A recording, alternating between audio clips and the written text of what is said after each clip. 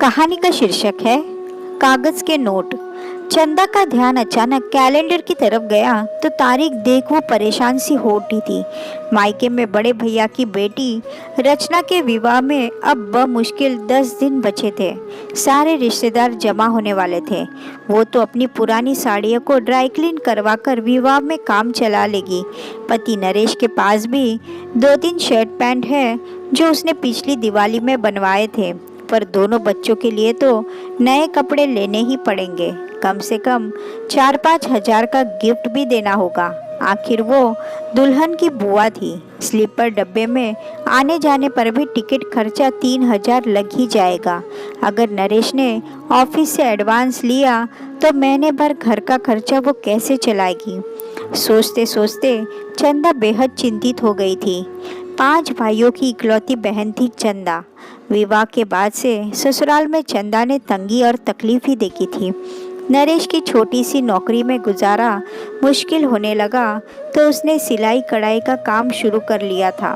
सारा दिन घर का काम, बच्चों की देखभाल और सिलाई कढ़ाई ने चंदा को उम्र से पहले ही उम्र दराज बना दिया था।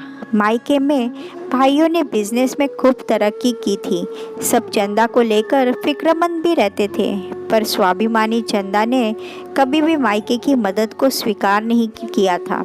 समस्याओं में उलझी अपनी जिंदगी को खुद ही सुलझाना जैसे उसका जुनून था। मायके के विवाह का उत्सव अपने अंतिम चरण में था। दुल्हन की विदाई के बाद एक एक कर मेहमान विदा हो रहे थे। चंदा भी अगले दिन विदा होने वाली थी।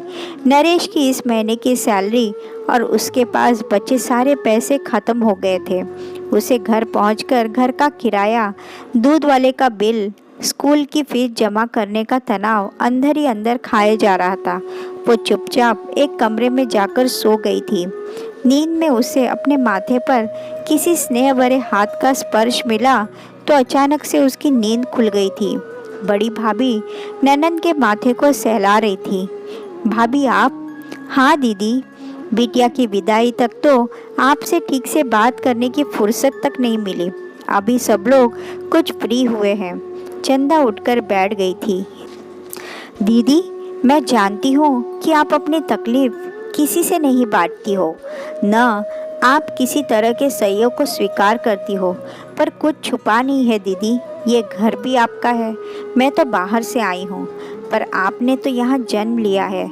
भाभी, मुझे पता है कि आप सभी को मेरी चिंता रहती है। बस फिर अब कुछ मत बोलना दीदी। कुछ रुपए लाई हूँ, आप इन्हें रख लो। हाथ में कुछ पैसे रहेंगे तो काम आएंगे। बोलते हुए भाभी ने ननंद की तरफ 500 के नोटों की एक गड्डी बढ़ा दी थी। भाभी के हाथों से नोटों का पैकेट लेते हुए चंदा मुस्कुरा रही थी।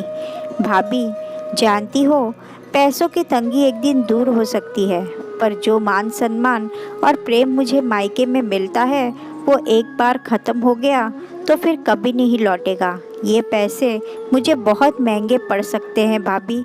इन्हें लेने के बाद मैं किसी से नज़रें मिलाकर बात नहीं कर पाऊंगी।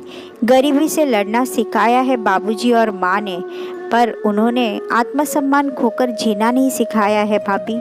भावुक होती चंदा ने भाभी के कंधे पर सर रखते हुए रुपए की गड्डी वापस भाभी के हाथों में रख दी थी। ननंद और भाभी दोनों की आंखों से टपके आंसू की बूंदें कागज के नोट पर पड़ी तो कागज गलकर सिकुड़ सा गया था, पर रिश्तों में एक नई ताजगी खेल उठी थी।